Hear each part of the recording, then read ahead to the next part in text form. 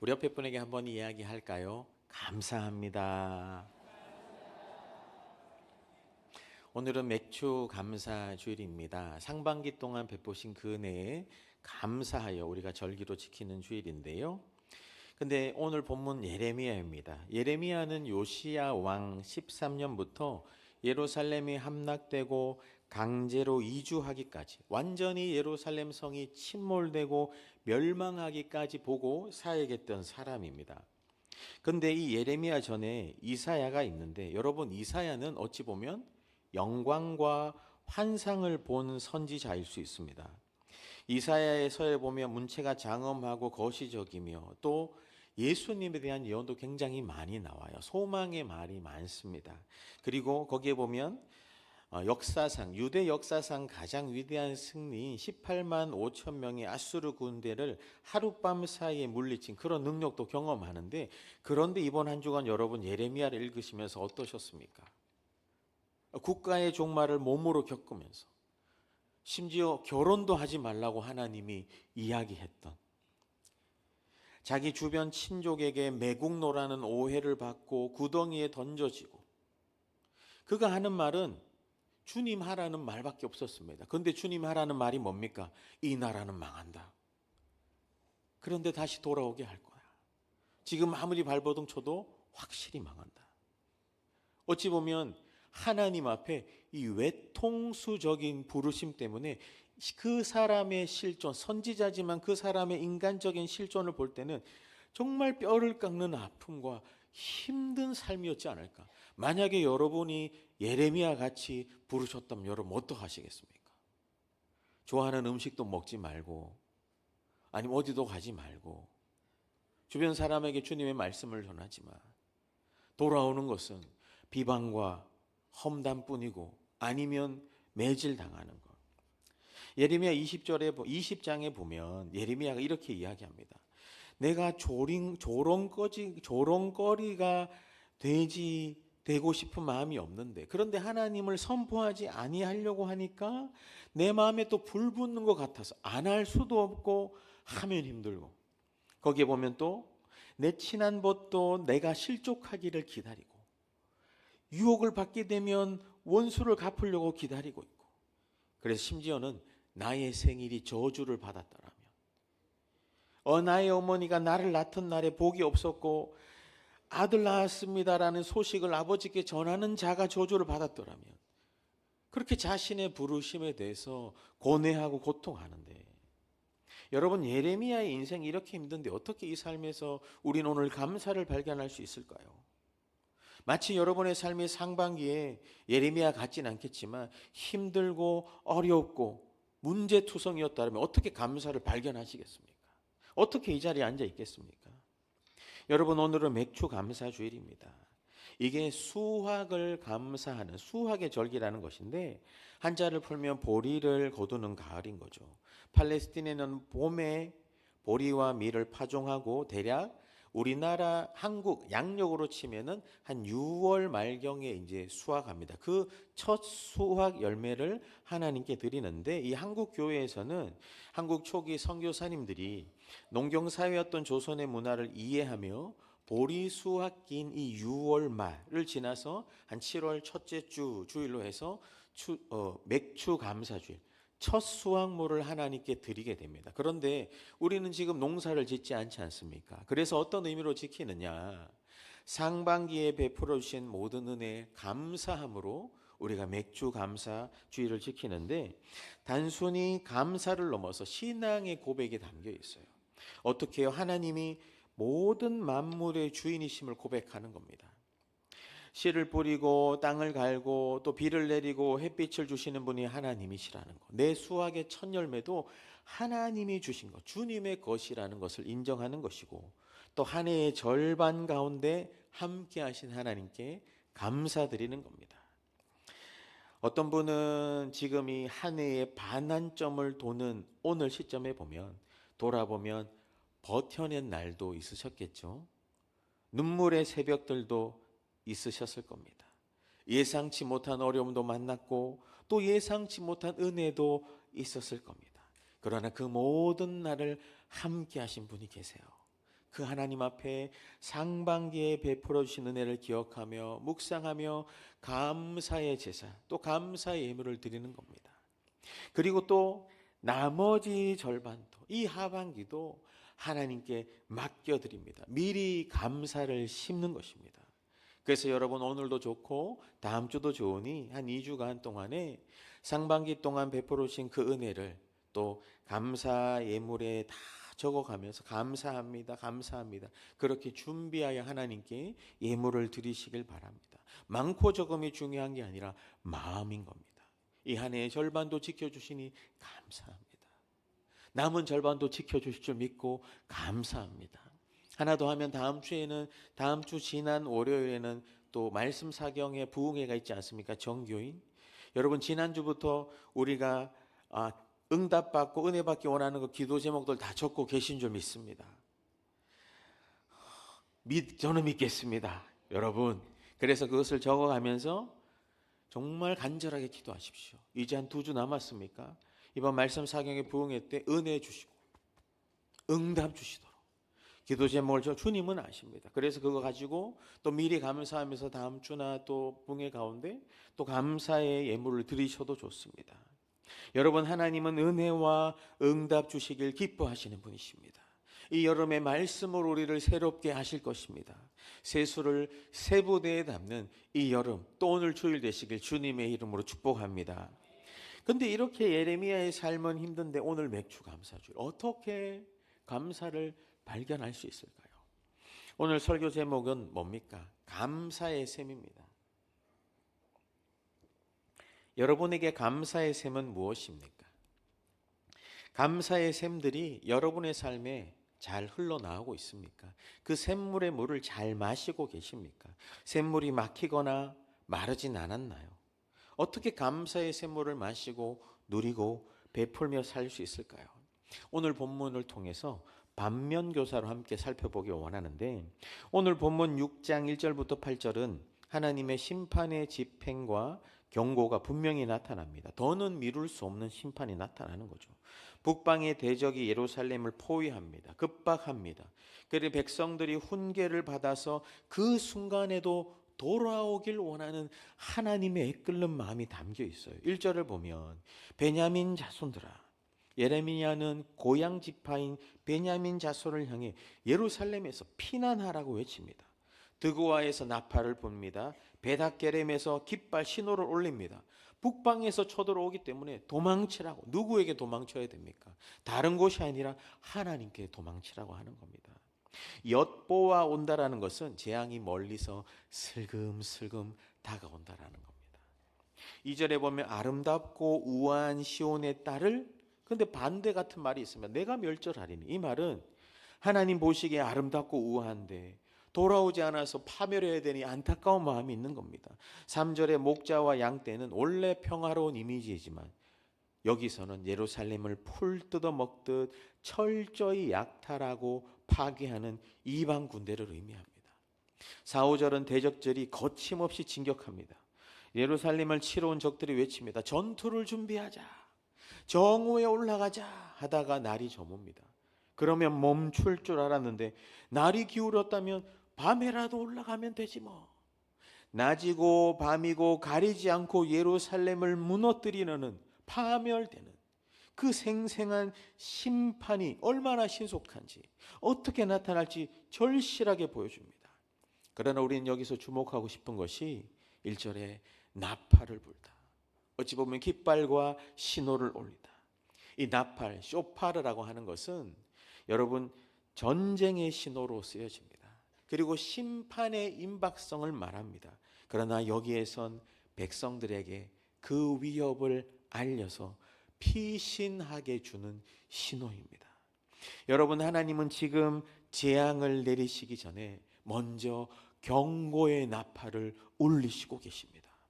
백성을 죽이려는 목적이 아니라 재앙을 피하여 하나님께로 돌이키게 하기 위해, 돌아서게 하기 위해, 돌아오게 하기 위해서 구원의 나팔 쇼파르를 불고 계시단 말입니다. 여러분, 하나님의 나팔은 재앙이 아니라, 멸망시키려는 것이 아니라 감사로 돌이키게 하는 은혜의 나팔인 줄 믿으시길 바랍니다. 이게 첫 번째 나누고 싶은 거예요. 본문을 보십시오. 갑작스럽게 심판을 내리지 않고 돌아올 기회를 주시지 않습니까? 여러분, 우리는 때때로 하나님의 이 나팔을 불편하게 느끼기도 합니다. 내 죄를 드러내는 말씀, 내 삶을 찌르는 설교, 아니면 회개를 요구하는 음성이 부담스럽기도 합니다. 그러나 성도 여러분, 정말 부담스럽고 불편하고 두려운 게 뭔 줄 아십니까? 하나님의 나팔 소리가 멈추는 것입니다. 하나님의 나팔 소리가 멈추는 것이, 돌아오라는 그 나팔 소리가 더 이상 들리지 않는 것. 여러분, 하나님이 말씀하신다는 것은 아직 포기하지 않았다는 겁니다. 책망하신다는 것은 아직 사랑하고 계시다는 것입니다. 돌이키라고 부르신다는 것은 아직 은혜의 문이 닫히지 않았다는 겁니다. 은혜의 문이 닫히기 전에 돌아오라고, 돌아서라고, 돌이키라고, 구원의 쇼파르, 감사함으로 돌아오라고 나팔을 불고 계시는 겁니다. 여러분, 주일 예배 이 말씀 시간은 하나님께서 우리를 깨우시고 말씀 앞에 세우시고 아직 늦지 않았다고 우리를 회복시키는 영적인 나팔 소리의 시간 아니겠습니까? 이 하나님의 나팔 소리를 심판으로만, 정죄로만, 아니면 그저 사람의 말로만 듣지 마시고 오늘도 구속의 나팔로 나로 하여금 피할 길을 내시며 그 긴급하고 위기의 순간에도 살리시는 주님의 음성으로 들으시길 축복합니다. 혹시나 여러분 삶에 하나님의 나팔 소리 들려오는데 자꾸 귀 닫는 게 있습니까? 자꾸 말씀이 나를 찌르는데 거절하는 게 있습니까? 내려놓으라고 말씀하시는데 붙잡고 계신 게 있습니까? 회복하라고 하시는데 멀리 가 계신 분이 있습니까? 여러분, 주님의 나팔 소리는 심판 이전의 은혜입니다. 정죄 이전의 감사입니다. 여러분, 어릴 적에는 어머니의 잔소리가 싫으셨죠? 저 혼자만 싫었다고 하겠습니다. 근데 나이가 들수록 압니다. 어머니의 잔소리가 멈추는 것, 어머니의 잔소리보다 더 두려운 게 잔소리하는 어머니의 말씀이 멈추는 것. 무슨 말인지 이해됩니까? 더 이상 어머니의 잔소리가 들리지 않을 때. 여러분, 하나님은 육체가 아니시기 때문에 하나님의 나팔 소리가 멈추는 것은 주님이 돌아가신 날이 아니라 돌아오라고 하는 그 나팔 소리를 멈추는 것, 마지막 심판 때에 멈출 겁니다. 마지막 심판 전까지는 계속해서 구원의 나팔을 부르실 거예요. 아니면 로마서에 나오는 심판, 내버려 두시는 게 심판이거든요. 오히려 징계는 사랑입니다. 이 사람은 그냥 그대로 살아가도록 내버려 두는 게 심판이에요. 그렇게 살다가 주님 오시면 그냥 그렇게 가는 거예요. 여러분, 하나님의 나팔 소리는 오늘도 우리를 향해 들려지고 계신 줄 믿으시길 바랍니다. 그 심판 소리가 멈추기 전에, 그 구원의 감사로 돌아오는 소리가 멈추기 전에 우리 들어야 하지 않겠습니까? 하나님의 말씀은 살아있고 활력이 있어 좌우의 날선 어떤 검보다도 예리하여 영과 혼과 관절과 골수를 찔러 쪼개기까지 하며 우리의 마음과 생각과 뜻을 살피시나니. 여러분, 하나님의 진리의 말씀은 우리의 마음을 찌릅니다. 쪼갭니다. 그리고 진리 대신 그리스도 앞에, 생명 앞에 새롭게 다시 살리시는 겁니다. 칼빈도 기독교 강요에 보면 하나님의 말씀은 칼처럼 우리를 자르는 것 같지만 그것은 종량을 도려내는 외과 의사의 칼과 같다.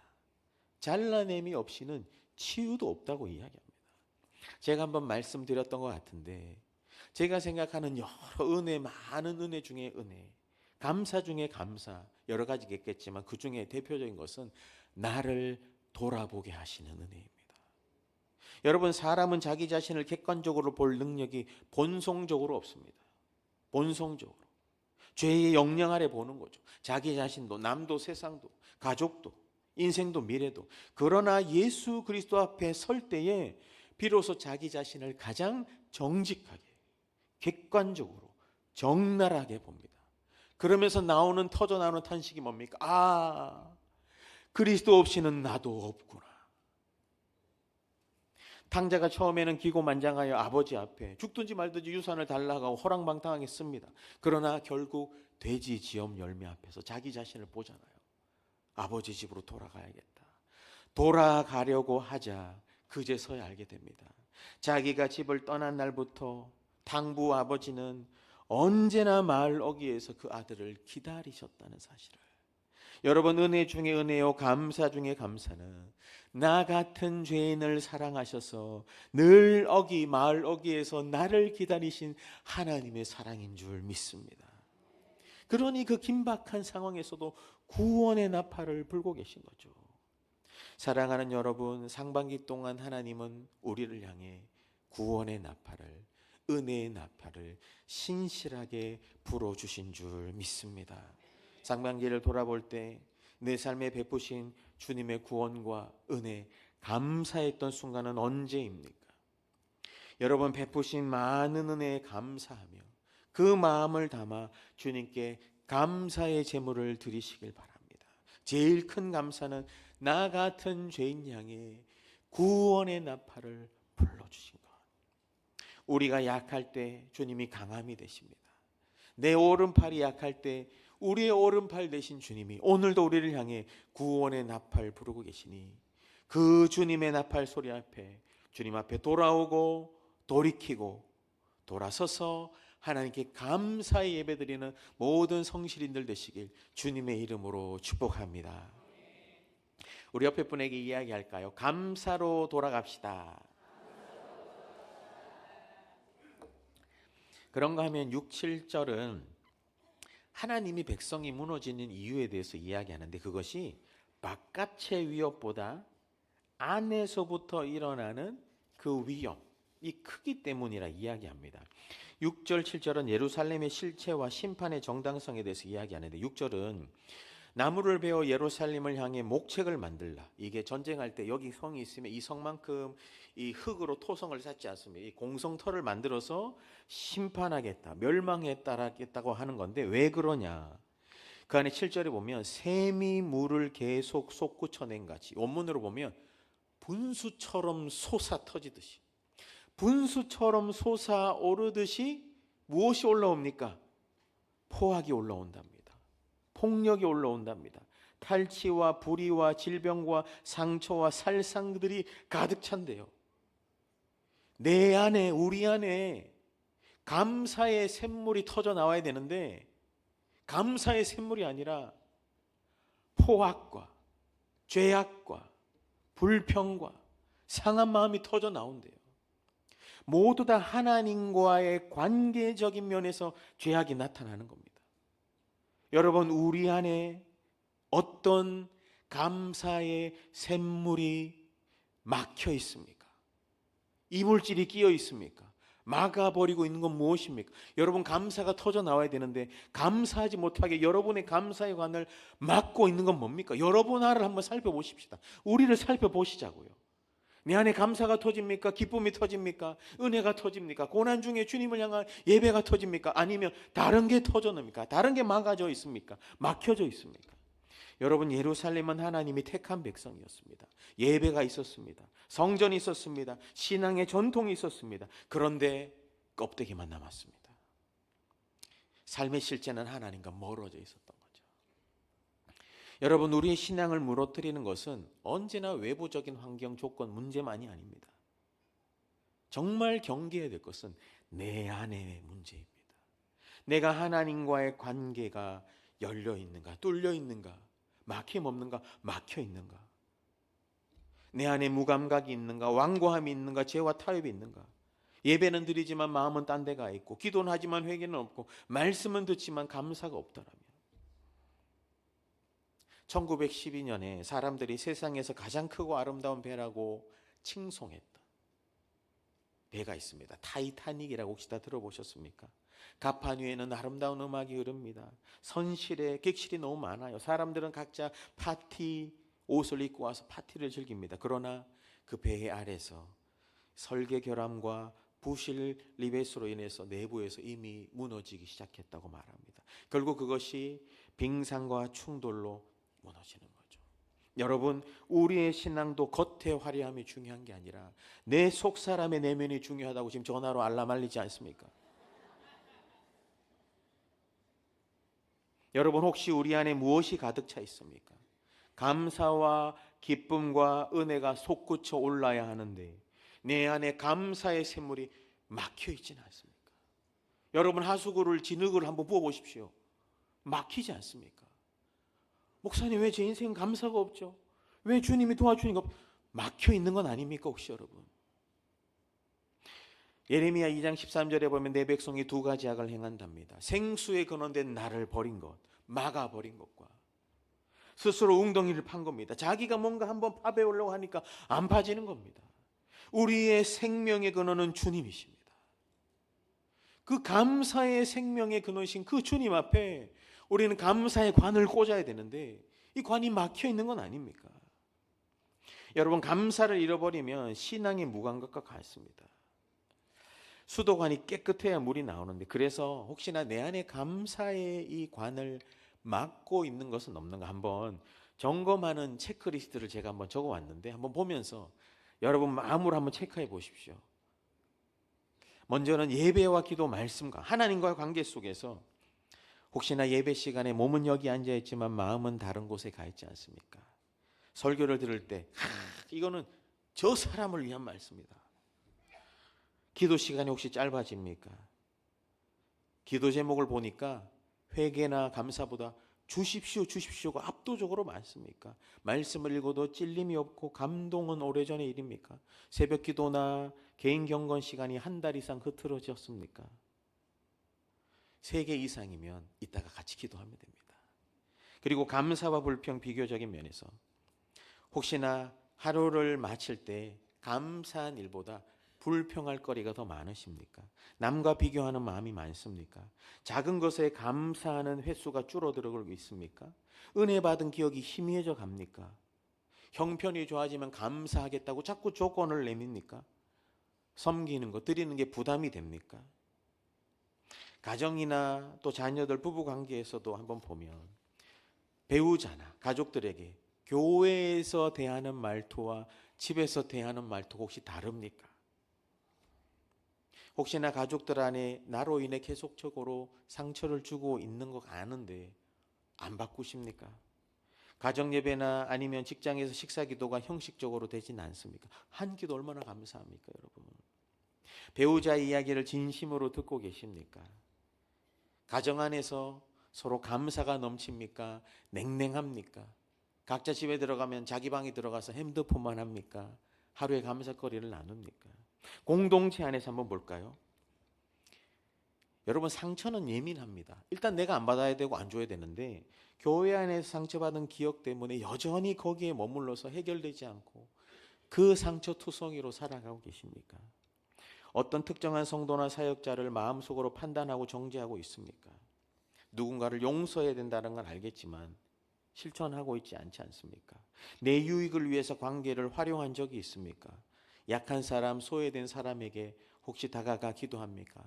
새 가족을 만나서 안녕하세요 인사드린 적이 아주 오래전입니까? 내면을 한번 살펴볼까요? 설교를 들을 때, 찬양할 때 눈물 흘린 적이 언제입니까? 신앙생활이 유지만 하고 계십니까? 성숙하고 성장하고 계십니까? 하나님을 향한 첫사랑의 감격을 느낀 지가 언제입니까? 나 자신에 대해서도 실망하며 자기 자신을 정죄하고 그것도 잘못된 겁니다. 안 돼요. 내가 나에게 상처 주면 안 되는 겁니다. 예수 그리스도 앞에 서야 되는 거죠. 내가 용서받은 죄인이라는 사실이 더 이상 감격스럽지 않습니까? 미래에 대한 불안이 하나님이 채우실 신실보다 더 크십니까? 또 우리의 인생 삶 가운데 한 주를 보내며 주님을 위해 쓴 시간이 얼마나 됩니까? 수입이 늘어도 하나님께 드리는 비율은 그대로입니까? 내 시간 사용해서 소비나 여가나 오락에 쓰는 그 시간이 주님께 드리는 시간보다 훨씬 많습니까? 여러분, 우리 자신을 한번 돌아보자고요. 내 안에 막혀 있는 게 있는지, 막혀 있는 게 있는지. 지난주 오후 예배 때도 우리가 목장 종강 예배를 드리면서 상반기 때 감사한 것들을 같이 우리가 나누었는데 어떤 교구는 또 감사한 게 없다고도 하더라고요. 여러분 진짜 없습니까? 지난주 오예배도 뭐 기억나는 게 5년 만에 태문을 열어주고, 어떤 가정은 14년 만에 자녀 가정의 태문을 열어주고, 어떤 분은 재발했는데도 감사하다고 이야기하더라고요. 여러분, 내 안에 감사의 관이, 샘물이 막혀 있습니까? 열려 있습니까? 정확하게 모르겠지만 자동차 엔진이 막히면 어떤 거 넣으면 팍 뚫어준다면서요. 여러분, 우리 안에 감사의 관이 막혀 있다면 예수 그리스도 생명수를 부으시길 축복합니다. 모든 막힌 것을 열어주시고 뚫어주실 것입니다. 그 예수님 앞에 나아가십시다. 사랑하는 여러분, 하나님은 우리의 중심을 보십니다. 우리를 회복하시길 원하세요. 다른 것을 보기보다 나를 보며 내 안에 하나님의 은혜를 당연하게 여기는 게 아니라 내 감사의 샘물이 죄와 무감각으로 막힌 게 아니라 열려있게 막힘없이 주님의 은혜의 생수가 콸콸콸 쏟아져서 분수처럼 감사가 터져 나오는 우리 인생 되시길 주님의 이름으로 축복합니다. 옆에 분에게 또 한번 이야기할까요? 감사가 터져 나오시죠. 제가 만약에 청소년들 같으면 감사 안 하면 우리 입이 터집니다, 뭐 이런 얘기 할 텐데, 마지막 세 번째 나누고 싶은 것은 뭐냐? 8절, 우리 8절 같이 한번 읽어볼까요? 시작. 예루살렘아,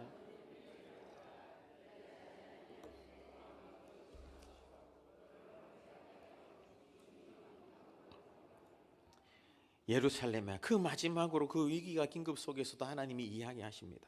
훈계를 받으라. 이게 하나님의 목적대로 말씀을 받아들이라. 자신의 생각대로 자기가 스스로 해석해가지고 그렇게 하는 것도 좋은데, 좋은 묵상 훈련 이런 걸 받지 않으면 왜곡되어서 하나님의 말씀을 받아들이면 하나님에 대해서도 멀어지고 자기 자신에 대해서 멀어지고 관계에서도 멀어집니다. 세상을 바라보는 시각도 삐뚤게 됩니다. 하나님의 목적대로 교훈을 바르게 받아들여야 되는 거예요. 교훈을 받으라고. 그 백성들에게 이야기입니다. 나에게 돌아오라고. 내가 너를 살릴 거라고. 아닙니다. 우리는 우상만 섬겨도 괜찮습니다. 그러니까 지금 이렇게 되지 않습니까? 하나님의 목적대로 교훈을, 말씀을 받아들이고 훈련하고 개혁되어라고 하면서, 근데 그리하지 아니하면 어떻게 합니까? 내 마음이 너를 싫어하고. 저는 이 말씀을 읽으면서 깜짝 놀랐습니다. 하나님이 싫어할 수 있다. 예수님 믿는 사람 다 구원하고 하셨는데 하나님이 싫어할 수 있나?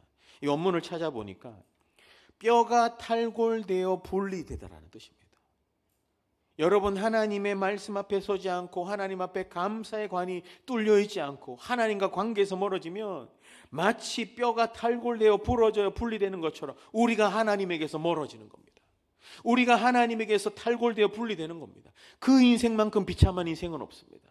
여러분, 마지막으로 나누고 싶은 것은 뭐냐? 여러분, 우리 인생에 감사할 이유, 큰 감사할 이유는 무엇이냐? 주님이 우리와 늘 영원히 함께 하신다는 사실입니다.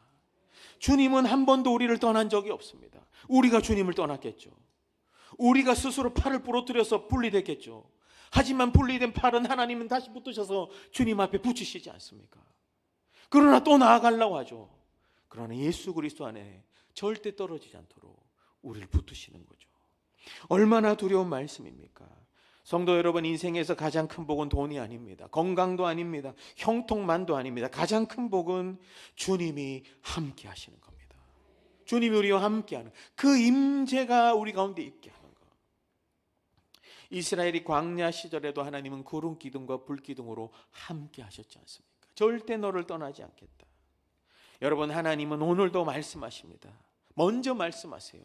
나의 목적대로 내 말을 받으라. 나를 떠나면 너희는 분리되어 떨어진 뼈와 같다고.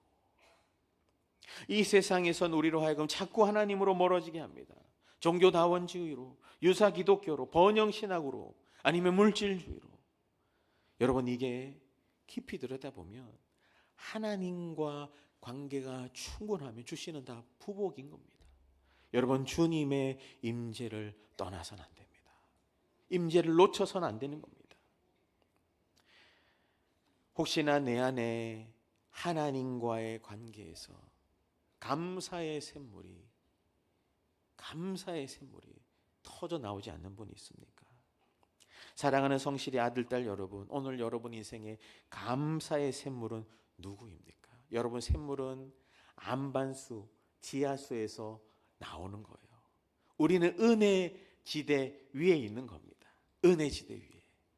여러분이 살아있는 그 모든 환경이 은혜의 반경 안에 있는 겁니다. 은혜의 반경 안에.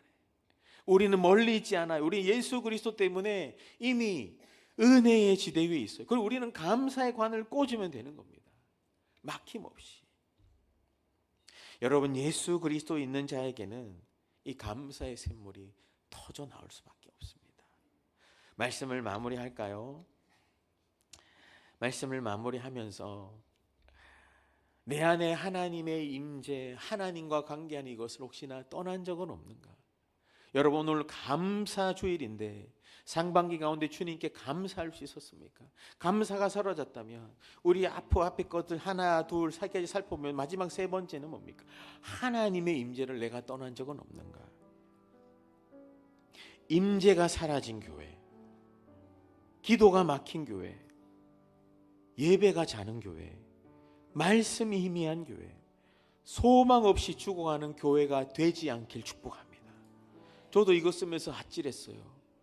오히려 저는 우리 성실교회가 이런 교회 되길 원합니다. 하나님의 임재가 머무는 교회 되길 원합니다.